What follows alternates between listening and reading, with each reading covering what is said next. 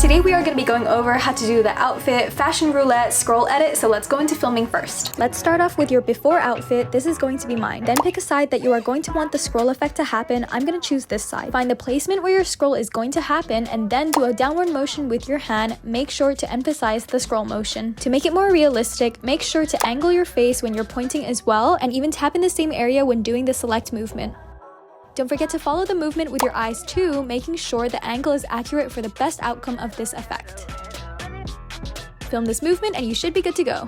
Now that you've filmed everything that you need, the first thing that we actually need to do is have the cutouts of the different outfits to add to the scroll. So if you don't know how to do that yet, you can check out this video over here and go fully in depth over there. So you can check out that video after this one for a full explanation. Now that we have done all these cutouts, we have to actually put them in a row. So let's go into Canva and start there. Choose the Instagram story format and then go ahead and import all of your outfits. As you can see over here, I have my full body outfits, but you can also just do your tops, your bottoms, your accessories, however you like it. I just did this for simplicity's sake to just cut out from the original images of the outfits that I already have. Before we move on, I just had to do a little bit of adjustment and crop out the watermark. If you don't have the pro account, this is something that you're gonna want to do. If you do, that is swell.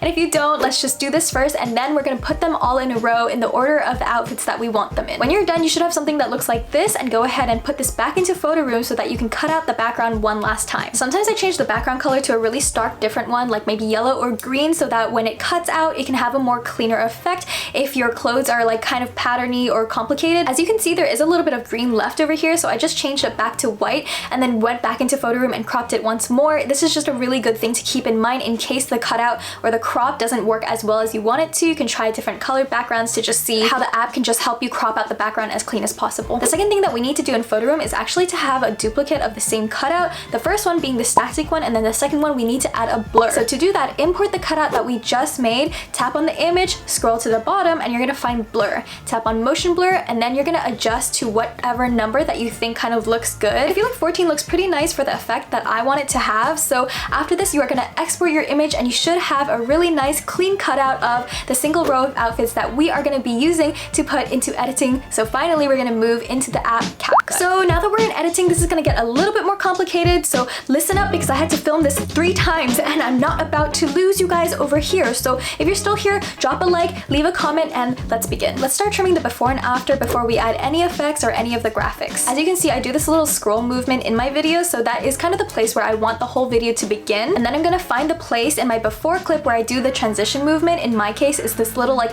bounce that I do over here, and then I'm just gonna cut it over there. Same thing for the after clip, find the same exact movement where I do the transition, which is like my bounce movement, and then go and cut it over there as well. Now we play the video over here, you should have a pretty seamless transition video, which already makes the video so much cooler. Now we can move on to adding the cutout, so come to the bottom, tap on overlay, and then just import the cutout that we just made. I'm just gonna do a little bit of adjustment over here and get rid of the watermark. So you can see over here, I'm just gonna crop it and then put it into its designated spot. You can also expand the clip so it fills up the whole frame nicely. Do the same thing with the blur cutout and align it in the exact same spot that you put the static one. A hack that you can use over here to align it better is to drag the motion clip underneath the static one and then just rearrange and scale so that both of them can align like this, and then just drag the motion clip back into the timeline next to the static one, making sure the motion clip starts where your hand starts scrolling like this. And then because I do this movement where I stop the scroll, I'm just gonna duplicate the first static one and then put it right next to the motion one. So the order of the clips in the timeline goes static, motion, static. So now we're gonna add some motion to the scroll. The first thing that you're gonna want to do is actually duplicate or copy the motion clip a couple times, maybe like 2-3 times. In my case, I probably want like 3 times. Just duplicate it a couple times and stack them underneath each other. The reason for this is because you are gonna want to have that motion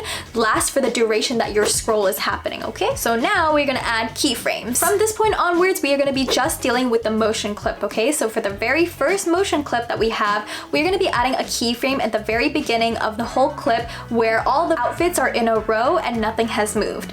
The second keyframe that we're gonna add over here is the part where our hand goes down like this, and at that point add a second keyframe and drag the entire motion clip down like this. So if you move the cursor in the timeline, you should see that motion of the whole outfit moving down like this. Ignore the other ones that don't move, those are all just the copies. If you want, for simplicity's sake, you can also move them out of the frame so that you can see what's going on too. So for simplicity's sake, I just got rid of the third copy, so now we are only looking at 2 rows of the motion copy. The next part that is super integral to making the best videos possible is to actually give this video a like so that I know you guys like these kind of videos and that I should continue making them. For the second copy, I'm actually going to find the place where the first outfit of the first copy is on the bottom row like this, and then I'm going to want to place the positioning of it just about here so that it looks like it's all following in one line. I'm going to add a keyframe over there, then I'm going to scroll all the way to the beginning of the clip and add a keyframe here and move the second copy out of the frame. So now what it looks like is it comes from out of frame to in frame, following the order or the line that the first copy is doing as well. So now we're beginning to see the scroll effect happen. Finally, when the first copy is completely out of frame like you see over here, I'm going to add a third keyframe on the second copy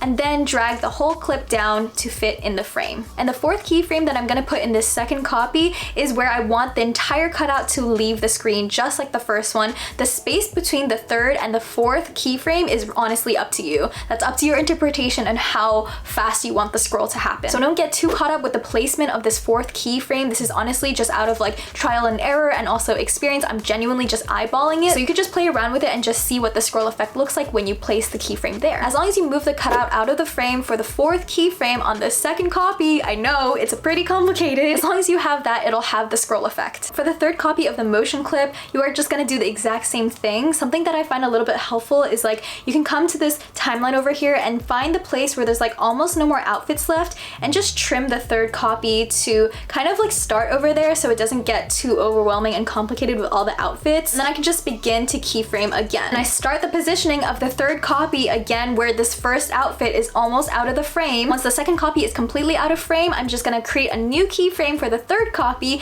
and just drag the entire clip to fill the screen and then just continue what we did for the second one. Hopefully I was able to explain that properly. I know it gets pretty complicated when keyframes come into play. I try to be as straightforward as possible, and you can also just literally follow the video step by step the exact way that I did it if that's more useful for you. If not, feel free to ask me your questions in the comments down below. I will try my best to answer them, but also if you want a more personal learning experience or just like one-on-one video editing lessons, mobile video editing lessons, then you can find me in the link down below for that too. The last part of this edit is to actually tap on the clothes and then have it land on your body, so you can actually check out this video over here because I also go more in depth over there for that. Don't feel bad if you can't get it on the first go or you feel completely lost or completely frustrated with this, because keyframing is a totally different monster, but I promise once you understand the foundations of it, it is fairly straightforward. Let me know as well if you want me to do like a part 2 of this whole series where I just like step by step go through that whole tapping and like having it land on your clothes. I just figured like this video might be too long for that, and I was like, you guys got it. And if you guys did get it and made some bomb videos out of this tutorial, make sure to put it on your Instagram and tag me, put it on your stories and tag me so that I can see it and I can feel super proud of you. I'll also be posting my final results on Shorts as well as on Instagram, so I'll link it down below when it is finally ready, so go check it out there too. With that being said, go create a life that you're proud of. See you guys next time. Bye!